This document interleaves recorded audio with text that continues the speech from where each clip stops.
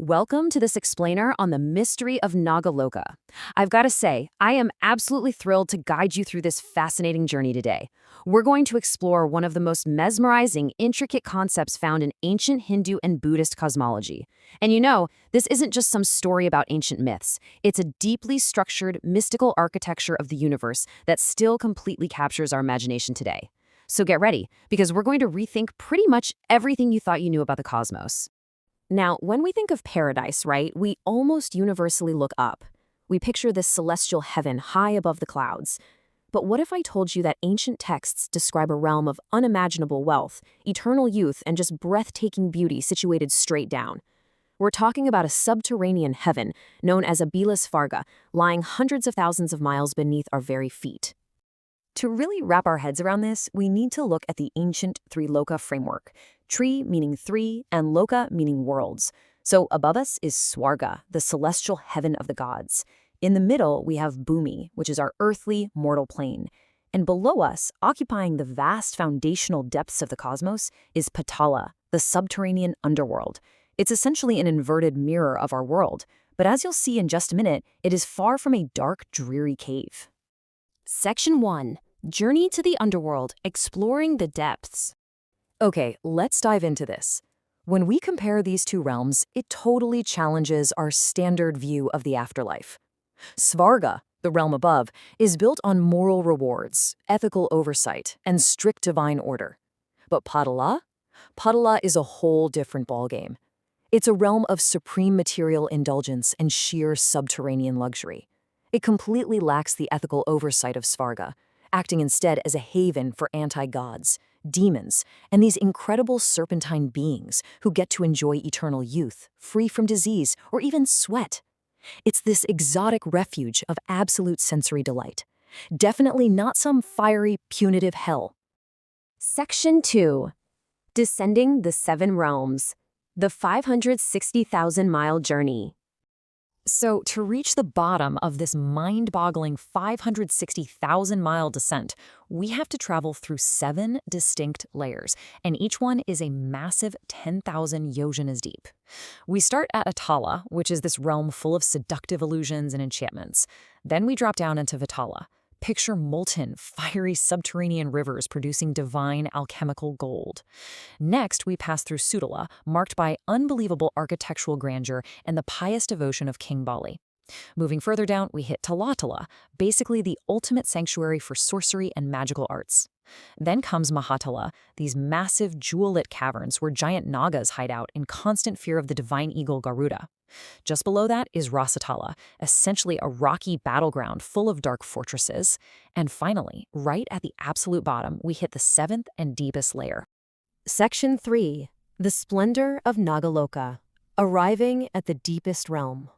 We finally reached our ultimate destination, the foundational 7th layer, widely known as Nagaloka. And this brilliantly illustrates just how spectacular the place is.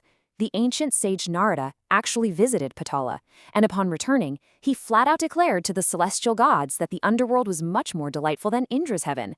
I mean, just imagine that. A subterranean world that completely outshines the celestial heavens in its beauty and allure. Let's paint a vivid picture here of Bhogavati, the resplendent capital city of Nagaloka. The texts describe lush groves, serene lotus lakes, and literal rivers flowing with milk, honey, and life-extending nectar. The palaces, they're crafted from crystal, gold, and precious stones. But here is the absolutely fascinating part. There is no sun or moon down there. None at all. The entire realm is bathed in an eternal, golden twilight, illuminated exclusively by the natural, radiant glow of mystical jewels adorning the hoods of the giant serpents.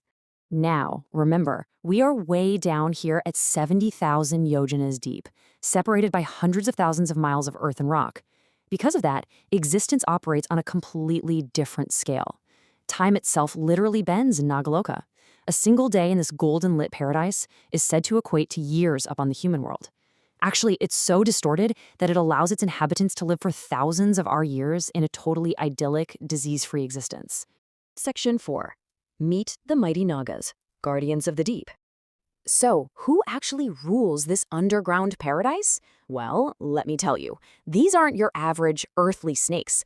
We are talking about highly intelligent beings with massive cosmic responsibilities.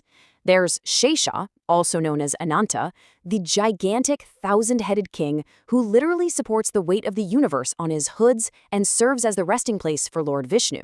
Then there's Vasuki, the sovereign ruler of Patala. This guy is so mighty, he was used as a giant churning rope by the gods and demons to extract the nectar of immortality. You also have Takshaka, a fierce and vigilant king you might know from the Mahabharata epic, and Manasadevi, a revered protective goddess who is actually still worshipped today for prosperity.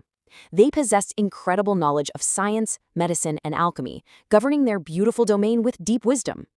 Section 5. Secret Gateways on Earth. Do portals still exist? Now, what's really interesting about this slide is the question it raises. Are there physical ways to access Nagaloka from up here? According to specific historical texts like the Kathasard Sagara, which is this massive depository of ancient tales, there are actually multiple physical openings right here on Earth leading down to these lower regions. One famous text explicitly details a huge portal in Kashmir, created by the illusionist Maya. A door was supposedly laid open within the peak of a mountain, and the goddess Durga was placed there under the name of Sarika just to guard it.